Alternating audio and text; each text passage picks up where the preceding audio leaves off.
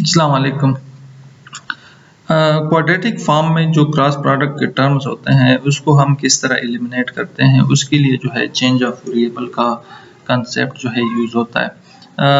ये भी हम पढ़ चुके हैं लास्ट टाइम।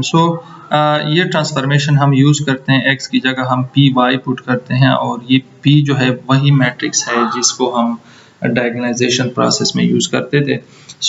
एक्चुअली ये पी जो है diagonalization process eigen values eigen vector के बाद ही हमें मिलेगा। एग्जांपल में हम आज क्लियरली इसको डिस्कस करेंगे। अब जो है यहाँ पे जो मैट्रिक्स P है, if this matrix P is an invertible matrix, then we call this equation 1 a change of variable. And if this matrix P is an orthogonal matrix, then we call this equation 1 is orthogonal change of variable.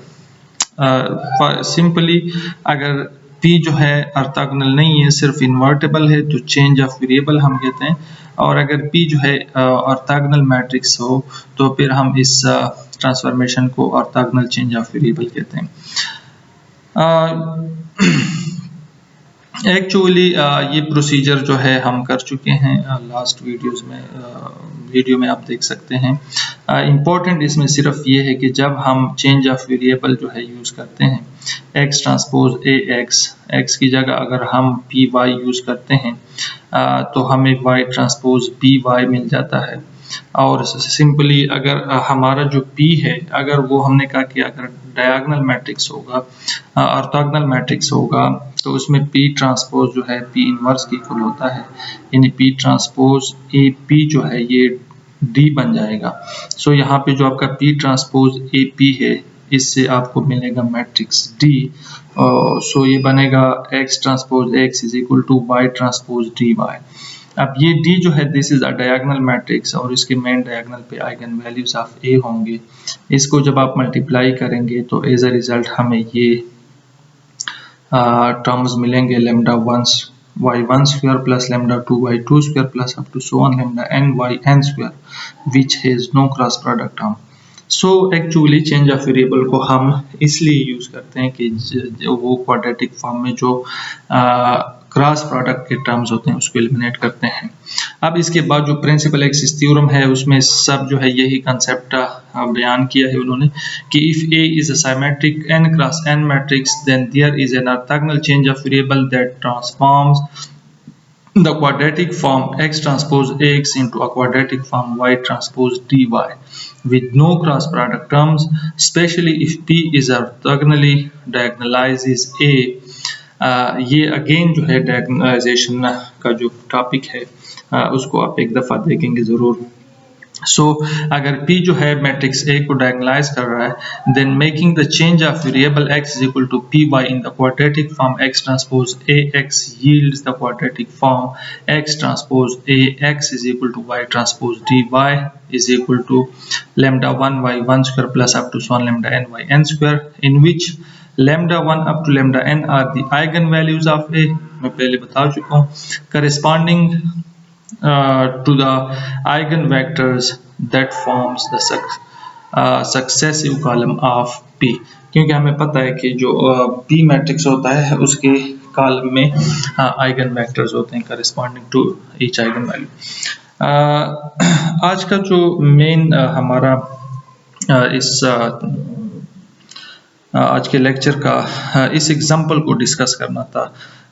ये example जो है actually find an orthogonal change of variable, orthogonal change of variable को use करें that eliminates the cross product terms in the quadratic form q is equal to x1 square minus x3 square minus 4x1 x2 plus 4x2 x3 and express q in terms of new variables.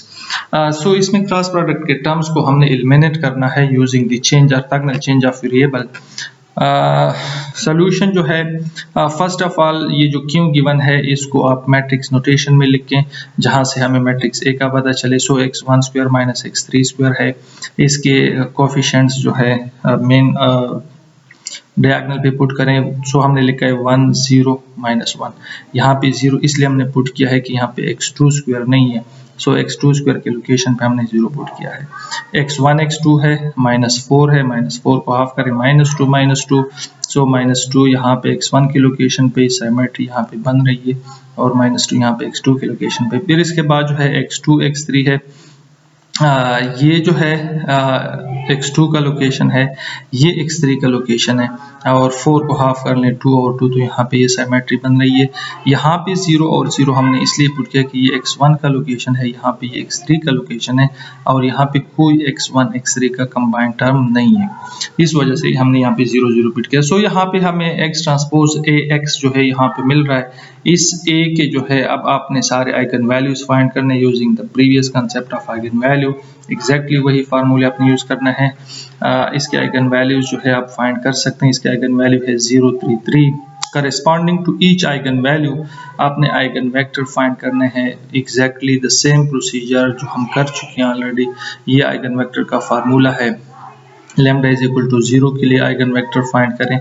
यहाँ पे मैं lambda is equal to 0 के लिए find कर चुका हूँ। Actually यहाँ पे 0 पुट करें लैम्डा की जगह, तो आपको ये सिस्टम ऑफ इक्वेशन यहाँ पे मिलेगा। इसको मैंने गॉस एलिमिनेशन मेथड से सॉल्व किया है, ऑगमेंटेड मैट्रिक्स लिया है।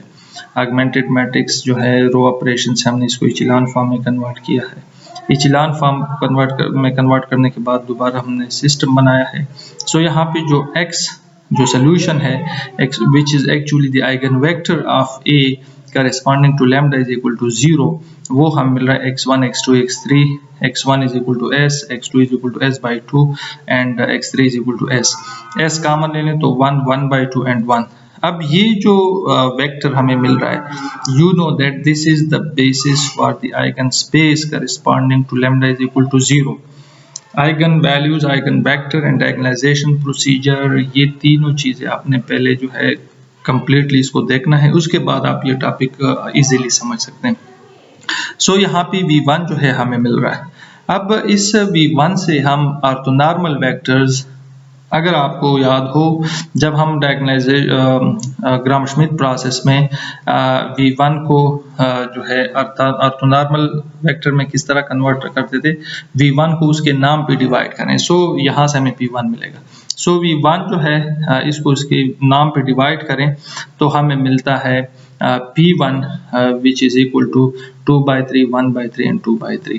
Similarly, exactly doing the same procedure which I did for lambda is equal to 0, for lambda is equal to -3 eigen vector find करें। यही प्रोसीजर करके आपको P2 मिलेगा, यानी V2 आपको बेसिस वेक्टर मिलेगा। V2 को V2 के नाम पे डिवाइड करेंगे तो P2 मिलेगा। Similarly for third eigenvalue आप जो है ये procedure lambda is equal to 3, यहाँ पे लैम्डा की जगह पुट करें, ये प्रोसीजर करके आपको जो है P3 मिलेगा in the form V3 divide by V3 नाम। तो P1 P2 P3 जो है, अब हम ये बेसिकली करना क्या चाह रहे हैं, हम x is equal to Py जो ऑर्थोगोनल चेंज ऑफ वेरिएबल जिसमें मैट्रिक्स P इन्वॉल्व है उसको हम फाइंड कर रहे हैं। P के जो कॉलम्स होते हैं वो एक्चुअली आपके ऑर्थोनॉर्मल आइगन वेक्टर्स होते हैं।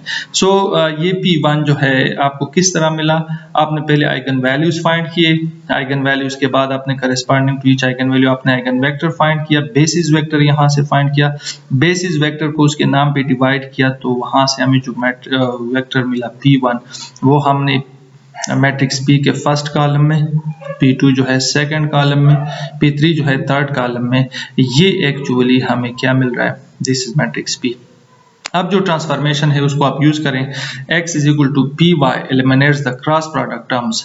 सो x1 x2 x3 is equal to, यानी x is equal to P into y, this produce the new quadratic form. अब यहाँ पे Q is equal to x transpose ax, x की जगह Py put करें, so Py transpose a Py, x की जगह just Py put किया, तो ये y ट्रांसपोज P इनवर्स, क्योंकि ट्रांसपोज इनवर्स की इक्वल है ऑर्थोगोनल मैट्रिक्स से, P inverse AP is equal to y transpose P inverse AP से हमें मिलता है डायगोनल मैट्रिक्स। आप इसको वेरीफाई कर सकते हैं, P इनवर्स AP को आप मल्टीप्लाई करेंगे तो आपको एज अ रिजल्ट ये वेक्टर मिलेगा D मैट्रिक्स, जिस तरह हम पढ़ चुके हैं y ट्रांसपोज dy। सो इसके मेन डायगोनल पे जो है आइगन वैल्यूज है, यू नो दैट 0 -3 एंड 3, और यही